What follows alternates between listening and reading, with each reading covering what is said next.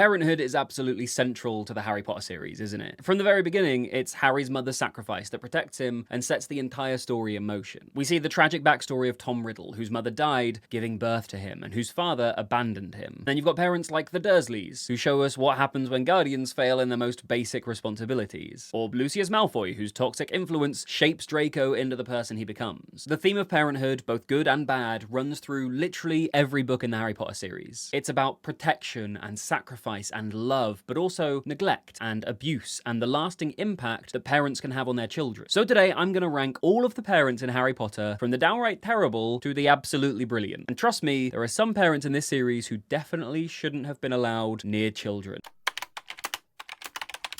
So the story begins with Lily's sacrifice saving Harry. We know that Voldemort gave her the chance to step aside. He promised Snape that he would spare her if she just moved out of the way. But she gave her life to save her son instead. The ultimate sacrifice, and it didn't just save Harry once. That protection lasted the entire duration of all 7 books, and it was crucial to his eventual victory over Voldemort. Now, we only get glimpses of her as an actual mother. Like, there are her brief appearances in the Goblet of Fire, in the graveyard scene, and then the Deathly Hallows when Harry uses the Resurrection Stone. But in those moments, she is kind and she is loving and she is supportive. Everything you would want from a parent in those near-death terrifying situations. Probably. I can't say I've been in too many of them myself. We also get a wonderful glimpse into how she dotes on Harry in her letter to Sirius that Harry finds in Grimmauld Place in the Deathly Hallows. She writes to Sirius about Harry nearly walking, how he loves flying around on the toy broomstick that Sirius got him, how proud she is of everything he's doing. And you can just feel the love and the joy radiating from that letter. But whilst we get those moments,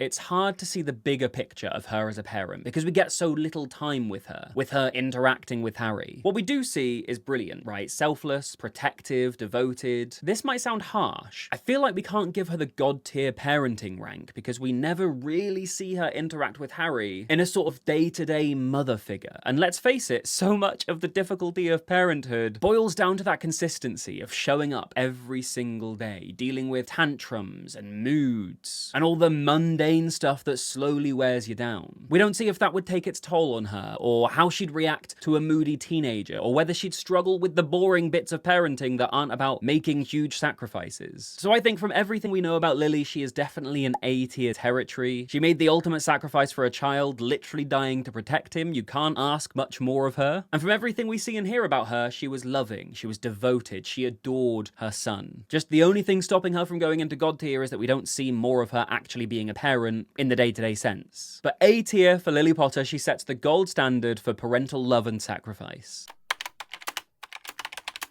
James is largely the same as Lily, really. You know, he sacrificed himself for his family. When Voldemort arrived at Godric's Hollow, he warned Lily to run and take Harry. Then he refused to back down against Voldemort, even without his wand. In that moment, he knew he was going to die. The only thing he could do was buy his wife and son some time to escape. That is proper heroic stuff. And like Lily, his appearances as a spirit in the graveyard before Harry walks down to the forest. He's kind, he's supportive, just like his wife. Everything you would want from a father in those moments. The question is, can we ignore the hypothetical? If he had been around more as a father, we know that James was arrogant and self-centered, at least in his teenage years, so that could have an impact on Harry growing up. But whilst we can't ignore what we know about James's character and how that might have impacted him as a father, I do think it's too big of an assumption to say he would have been a bad father because of how he behaved when he was 15. Like, people mature, don't they? And he clearly did. He joined the Order, he was fighting against Voldemort, he'd grown out of his bullying phase and became someone that Lily actually wanted to marry. Plus, we get a bit more of a glimpse into him as a hands-on dad than we do with Lily. In the Deathly Hallows, we get a recap of the night the Potters died from Voldemort's perspective. And Voldemort sees James through the window of his house. He watches as James entertains Harry as a baby, making him laugh. And you can tell James Potter is engaged, he is present, he's playing with his son. And let's be honest, as well as being a good hands-on dad who sacrificed himself for his family, James also left Harry a bloody fortune, which is nice. Not the most important parenting quality, but it certainly didn't hurt Harry's prospects, did it? So look, I'm gonna go for A tier for James Potter as well. Same reasoning as Lily. What we see is brilliant. The sacrifice, it was huge, but we just don't get enough of the day-to-day to push him into that god tier territory.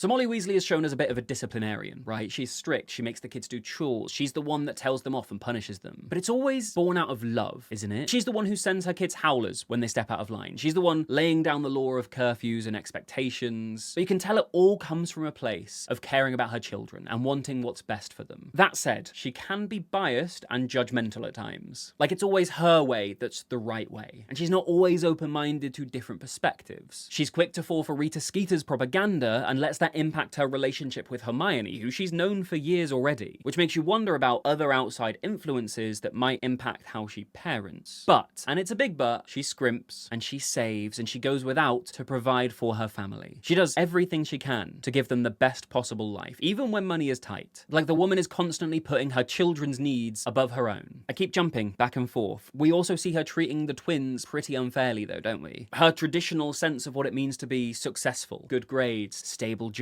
It means she's not always supportive of their entrepreneurial spirit. And you know, Ron has this ever-present feeling of not being good enough, of being compared to his siblings all the time. And it's naive to think that's not at least partly born from Molly comparing her children and their achievements. Even if she doesn't mean to do it, it clearly has an impact. That aside, look at what she achieves, you know? The house is always well kept, and as a family of 9, they are always fed, they are always clothed, they are always looked after. Molly keeps that entire household going, often on very little money and resources. And all of the Weasleys grow into fantastic people. Percy has his blip after going to work for the Ministry, granted, but his moral compass shines through in the end. Plus, we can't ignore her surrogate parenting to people like Harry and Hermione. She basically adopts them both and treats them like her own children. Molly teeters between A and B for me. Like, I do think she falls down emotionally with some of her children in certain instances, but her entire identity is being a mother. And sometimes that piles pressure on her kids. And sometimes her pride is wrapped up in what they go on to achieve, or what she's worried they won't achieve. But looking after 8 others in her family, and yes, I think Arthur requires looking after, as well as Harry and Hermione and probably Lee Jordan a lot of the time, she does a pretty bloody good job, and I think it's enough to get her into the A tier.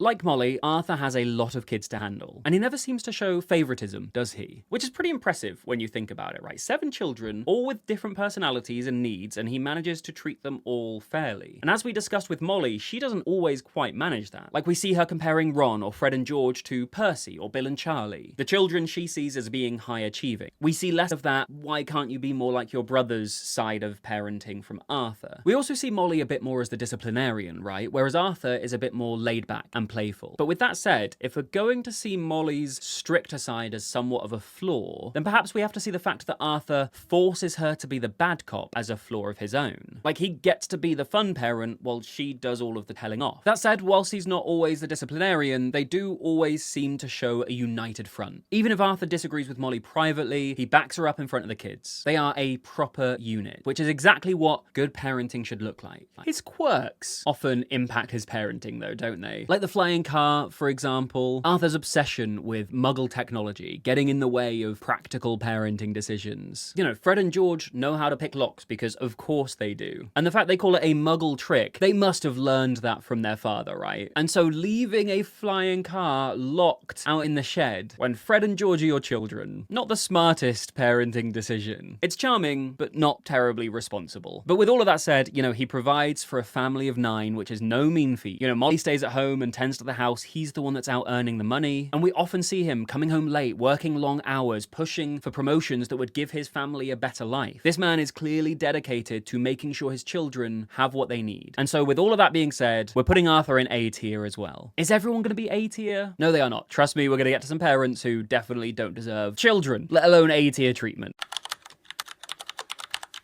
Can Death Eaters be good parents? No, they can't. Lucius is a terrible father. From clearly raising Draco to be a self-important snob who values certain wizard traits over others, to filling their family home with illegal and almost certainly dangerous artifacts and trinkets. Things that are so illegal and dangerous, he has to hide them from the Ministry. Plus, you know, Draco has to learn the term mudblood from somewhere, right? That kind of hatred doesn't just appear out of nowhere. It is taught, and Lucius was clearly doing the teaching. Not to mention, and this is a big one, the man continually puts his family in danger because of this hateful cult of Death Eaters that he's joined. Like, I don't think it's a good sign of parenthood when you let that mass murdering psychopath consider your house headquarters for his evil operations in the very home where your teenage son lives. Like, Voldemort is literally living in their house, terrorizing their family, and Lucius just lets him. Because his Death Eater loyalty is more important than protecting his child. That said, there are a couple of redeeming moments, sort of. He does seem to genuinely want Draco to do well in school. We see him mention Draco's grades to Borgin and Bert. Well, not to both of them, I'm pretty sure one of them's dead. Whichever one is working in the shop in the Chamber of Secrets. And he mentions how he wants his son to be more than just a thief or a plunderer, which is something, I guess. Though, honestly, I would assume it boils more down to personal pride in the Malfoy name than actual concern with his son's well-being. But that's just the cynic in me who thinks a hateful Death Eater maybe isn't feeling terribly nurturing. And look, eventually Lucius's motivations in the final battle do shift to finding Draco and escaping with him safely. But it just feels far too little too late at that point for me. Because here's the thing, Lucius put Draco in the position where he had to become a murderer. Lucius's connection to Voldemort brought that whole nightmare down on their family, meaning Draco spent his 6th year terrified, isolated, and trying to kill Dumbledore, all because of his father's choices. What kind of parent puts their child in that position? Dreadful, F-tier parenting, no question about it.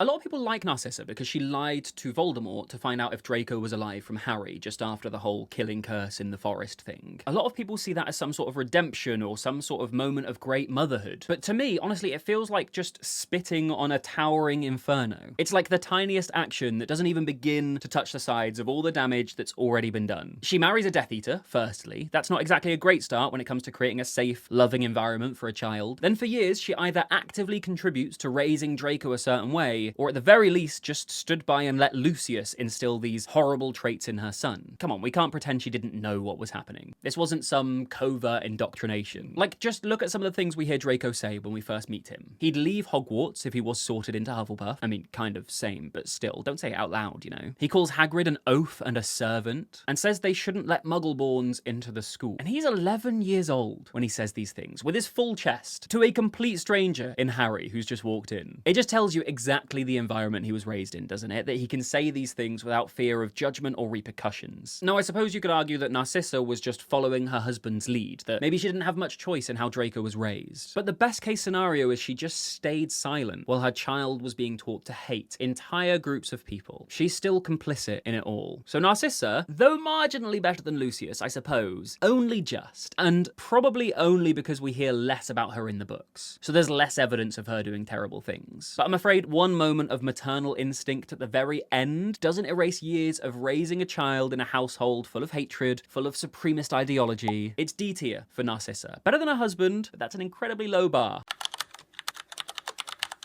So we don't have too much of Frank Longbottom to go on, so we're just going to do Alice in this video. You know, given the state they find themselves in, there's not a whole lot to analyse. For Alice, the main thing we have to look at is her moment with Neville in St. Mungo's, giving him the sweet wrapper when she doesn't really know who he is. It's like a small moment, but it's huge, isn't it? Like, despite not having her memory, despite being completely broken by what the Death Eaters did to her, she still knows she loves this boy. She still wants to give him something, even if it's just a piece of rubbish that means nothing to anybody else. And you can see how much it means to Neville, right? His grandmother is dismissive. She says, throw it away, but he keeps it. He's kept them all because he knows it's his mum trying to show him love in the only way she can. And all things considered, it's a lovely gesture. And there's something so pure about that moment. This woman who's lost everything, who doesn't even really know where she is or what's happening, still has that maternal instinct. So look, I'm going to have to put Alice in C tier. Like, if there was more information about her as a mother before she was tortured, more of these smaller interactions when Neville goes to visit her at St. Mungo's,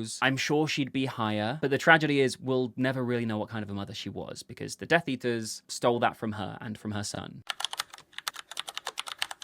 So Mr. and Mrs. Granger aren't really in the series that much, but they do come to Diagon Alley in the second book, and I think that is a fantastic moment, and a sign of fantastic parenting, you know? They fully embrace Hermione's status as a witch. They throw themselves into the wizarding world as best they can, despite being completely out of their depth, and it just really screams supportive parents, doesn't it? It's like a parent who doesn't read, but their kid loves books, so they throw themselves into it. Like, here are Muggle dentists wandering around a magical shopping street, probably understanding about half of what they witness. Remus. But they are there because their daughter needs them to be. And I just think that takes a special kind of parent, right? It would be so easy to just feel excluded or overwhelmed by this whole other world that your child is now part of. They don't let that stop them from being involved. Plus, you know, you can look at the subtext of raising a headstrong, self-assured, self-disciplined child like Hermione. Like, you don't just accidentally end up with a daughter like that. So we can assume they must be kind and nurturing and empathetic people who encourage curiosity and support her ambitions from a really young age. Hermione's confidence, her work ethic, her sense of justice, it all comes from somewhere, and it speaks to the parents who raised her. So, you know, I feel like we're teetering between the A and B tiers for the Grangers. If we saw more of them, they'd be more solidly an A, so I think we're gonna have to put them in B.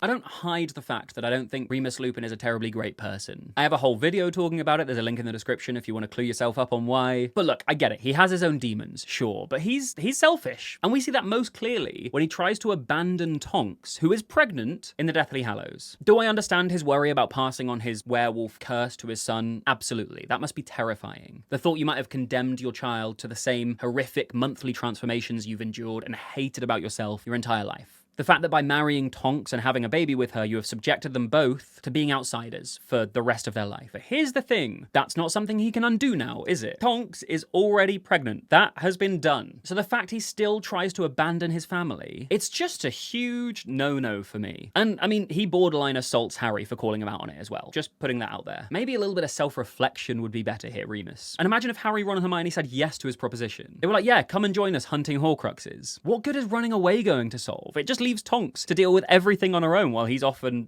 pretends he doesn't have responsibilities. That said, look, he obviously loves Teddy, especially when he's born. We have these moments when he excitedly shares the news of Teddy's birth, and later passes around a photograph of his son. You can see the pride there, the joy, and it's genuinely lovely. And I do think we've seen a paternal side to Remus through the series. His relationship with Harry has always had that protective fatherly quality to it. So if he hadn't died, I do think he would have grown into a great and supportive father eventually. But from what we actually see, there is a lot of work and growing up to do. Being a father means Remus's own insecurities need to take kind of a back seat so he can prioritize his son and his wife. And from what we see, he doesn't seem like he was ready to do that yet. I'm torn between putting Remus in C and D tier. I'm trying to check my bias just about him as a person never showing up for Harry in the 13 years between the Potters dying and Remus finally meeting him in The Prisoner of Azkaban. So I think trying to check that bias at the door will put him in C tier. The potential was there. He needed to get his own house in order first.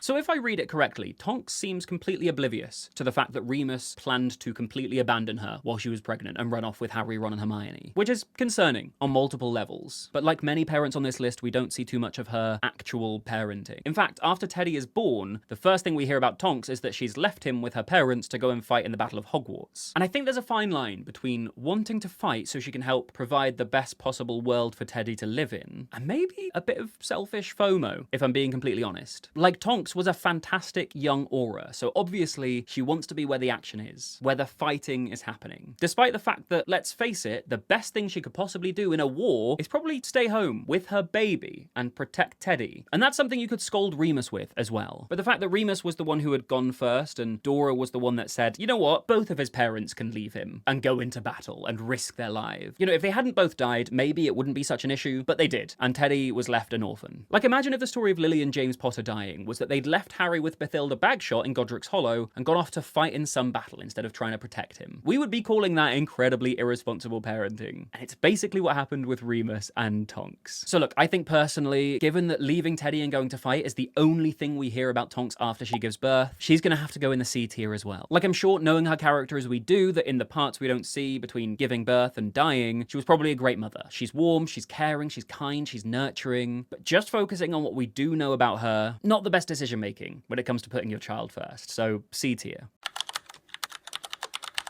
I wasn't sure whether to do the Dursleys in this video because they exist in a different world to pretty much all the other parents. But I feel like there's an interesting conversation to be had, forgetting the fact that they're obviously dreadful to Harry, and that they set a terrible example to their child for the kind of people to be. They are hateful, they are abusive, they are neglecting, neglect-y. They neglect Harry. They have this very us and them attitude, and they value entirely the wrong things. But they kind of give Dudley every opportunity. They spoil spoil him, absolutely, and spoiling a child is not a sign of good parenting, but they also try to get him to channel his anger into boxing, and that has a great impact on him. When they're given cause for concern about his diet and his health, they change up what he's allowed to eat. They clearly dote on and love their child. It crosses a line, absolutely, by a country mile in some instances, but by the last book, Dudley is far more respectful than either of his parents, far more considerate and conscientious. You know, his interaction with Harry before he goes off into hiding with his parents shows more humanity than Petunia and Vernon show in pretty much any of the books. And unfortunately, some of that comes down to how he was raised. And you could say it was his teachers, but who put him in that school? You could say it was his boxing coach, but who convinced him to take up boxing? Maybe it was a trauma response to the Dementors, and so they can't take any credit for that. All of this to say, the Dursleys are not great parents, but I also don't think they are as bad as a parent can be. Certainly not as bad as Lucius. We're gonna pop him in the D tier. Being forced to conceive under the effects of a love potion is a horrible way to become a father, so honestly, I can't blame Tom Riddle Sr. for abandoning Merope. Dumbledore says he suspects Merope stopped drugging Tom because she thought, or she hoped, he would stick around for the baby's sake. So it's likely Tom knew about the pregnancy, but he abandoned them anyway, and you know what? Can't say I judge him for it. After all, if he'd stuck around for the baby, which he was coerced into making in the first place, how could he ensure he wouldn't be bewitched again? How could he trust anything about that situation? And he certainly couldn't defend himself from it if it were to happen. Unfortunately, I think ultimately a lot of what stems from his abandonment probably leads directly to Voldemort's issues, his problem with muggles, his obsession with blood purity, his deep-seated abandonment issues. Voldemort didn't grow up loved, so he grew up not believing in love, only believing in whatever position of power he could put himself into. And I think Tom Riddle Sr.'s absence and the absence of his mother as a result of that kind of shaped the most dangerous wizard who ever lived, and that's not a small thing. So look, if we are objectively looking at Riddle Sr. just in his role as a father, he basically isn't one, is he? He conceived a child and then disappeared completely from that child's life. So for that reason, we have to go F tier, but I have to say, unlike Lucius, I don't really blame him for the choices he made. The circumstances were horrific, and staying probably wasn't the right decision for anyone involved either. But as a father, he simply wasn't one, so he can't be above F. Merope doesn't spend too long as a mother, since she dies in childbirth, but part of me wonders if her refusal to use magic when she was pregnant had an effect on Voldemort's innate desire to become as magically powerful as possible. Like, Dumbledore speculates Merope was actually unable to tap into her magic, having neglected it for so long during her pregnancy, that it had dried up, and I wonder if part of that impacts the baby in your womb, if some part of its growth and development requires that magical connection, in the same way that any regular baby would require oxygen or food or blood or however baby growth works. I'm not a doctor. So like, I wonder if fetus Voldemort could have maybe been subconsciously aware that his mother had magic but was choosing not to use it, even to save her own life while pregnant with him. And as a result, could all of that have impacted his obsession with magical power? Just a thought. Like, Dumbledore says there's a good chance Merope could have saved herself, but she chose death, in spite of having a son who needed her, because she just couldn't bring herself to use magic. And he tells Harry not to judge her too much because she was in a deep depression after being abandoned by Tom Riddle Sr. But if we are judging her entirely on parenthood, that doesn't bode well, does it? To choose to leave your son as an orphan when you had the power to stay and to raise him. Like, depression is a serious thing, and I don't want to minimize what she was going through. You know, being abandoned while pregnant, the fact that she was raised in a horrible household, she had no support system, then she lived in poverty, facing the prospect of raising a child alone. It's all very devastating. So, you know, there's certainly sympathy for her here. And with all of that said, Merope did seek out a place to give birth where her son could be raised in reasonable conditions. She didn't just abandon him on a doorstep, she made sure he ended up in an orphanage where he'd at least have food and shelter and people to look after him. So it's not all terrible. There was some thought in there for his welfare, even if she couldn't bring herself to stick around to provide it herself. So we're gonna go D tier for Merope. The circumstances were awful, but ultimately she made a choice that left her son without any parents at all.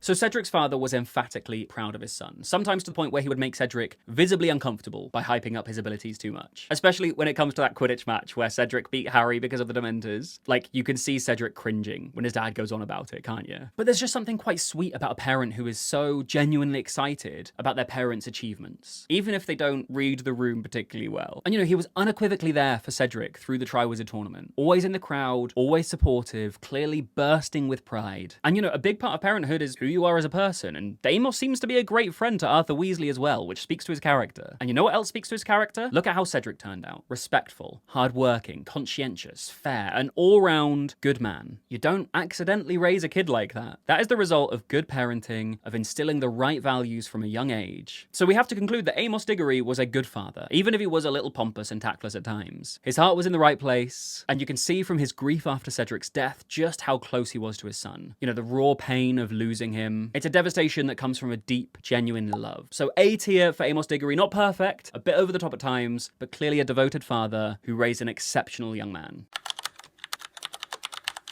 Xenophilius is often played for laughs, but let's think deeply about this for a moment. He raises his daughter on conspiracy theories, even going as far as to have an enrumpment horn, which is highly explosive and dangerous, just sitting in their home, like it's a perfectly normal household ornament. Luna, as a result of being raised like this, is bullied and ridiculed for her dress sense, her bizarre earrings, her strange nature, the weird things she comes out with. Now, sure, there is something to be said about raising her to be unapologetically herself. You know, Luna is confident in who she is, despite what others think, and it's very admirable. But if a parent raises their kid to believe so much misinformation in the way that Xenophilius does with Luna, like she believes the Minister for Magic is a vampire who kills goblins, she believes Sirius Black is actually a pop star named Stubby Boardman. The list of absurdities and delusions goes on and on and on. And it's not just harmlessly being eccentric, is it? Luna genuinely believes these things because her father has taught them to her as fact. Her entire worldview is shaped by his delusions. Like, imagine a real world version of this. A father raising his daughter to believe that there are microchips in the water, don't drink it. That this very active, explosive bomb on the wall is a toy, feel free to play with it all you want. That unicorns and dragons are definitely real, and no matter what people tell you, no matter what facts you're told in school, don't abandon those beliefs. That she shouldn't take medicine when she's poorly, she shouldn't have the measles, mumps and rubella vaccine because it's dangerous for her. The list of wild conspiracies that you could raise a child with goes on and on and on, and Xenophilius is exactly that kind of father. You know, he loves Luna, don't get me wrong. Clearly, he's willing to betray Harry, Ron, and Hermione to the Death Eaters to try and save her. It shows desperation and a real paternal love, but his blind faith in fake news, his complete rejection of reality, and forcing those beliefs on Luna from such a young age, that is borderline abuse, if you ask me. He has essentially isolated her from the real world, taught her to ignore fact, made her a target for bullying, and filled her head with complete nonsense, and then he's gonna send her out in the world and try and navigate it. Like, love isn't enough if you are fundamentally failing to prepare your child for reality. It is D tier for Xenophilius Lovegood, and that's generous. Like, I genuinely think there's a case that could be made that Xenophilius Lovegood is a worse parent than the Dursleys. So Barty Crouch Sr.'s rigid obsession with rules and law enforcement kind of results in him completely neglecting his son's emotional needs, which no doubt push Barty Jr. towards the Death Eaters, towards dark magic, towards Voldemort. Like, think about it. Barty Crouch Sr. is so focused on appearing tough on dark wizards that he can't see his own son crying out for attention and guidance, and falling into that pipeline as a result of it. And the family dynamic among the Crouches is utterly wild when you break it down. Like, he's willing to send his son to Azkaban, and it's presented that he's so willing to do this because he wants to appear strong in dark magic so he can become minister. So he sends his kid to Azkaban, but then he assists his wife in breaking him out of Azkaban using Polyjuice Potion because he loves her so much, but then he allows her to die in Azkaban in Barty Crouch Jr.'s place. And then because of all the stuff that's going on, he doesn't take the role of minister anyway. Like, what kind of crazy choice making is this? Either commit to the punishment and your stance on things, or commit to saving your child. This, like, halfway house approach just, it's so messed up. And then after all that, he keeps his son imprisoned in their own home under the Imperius Curse for years. That's not parenting. It's horrific. I don't even know what it is. Like, I'm sure there is love there somewhere. Like, the fact he went along with his wife's plans to save Barty Crouch Jr. suggests he cared on some level. Probably more about her than about his son. It kind of all just reminds me of Adam's dad from Sex Education in the first season, right? All about appearances and control, completely missing the fact that this authoritarian approach is destroying his relationship with his son and pushing him towards increasingly destructive behavior. The tragedy is that if Barty Crouch Sr. had just been a bit more understanding, a bit more emotionally available, and a bit more present, maybe his son never would have turned to Voldemort in the first place. So it's a D tier for Barty Crouch Sr. But what if his son, Barty Crouch Jr., hadn't been kissed by the Dementors at the end of the Goblet of Fire, and instead he'd become a recurring villain through the back half of the Harry Potter series? I think he's an incredible villain, and that would have given us so many amazing moments with his character popping up again and again. And I explore exactly what that might look like in this video, which you might want to watch next.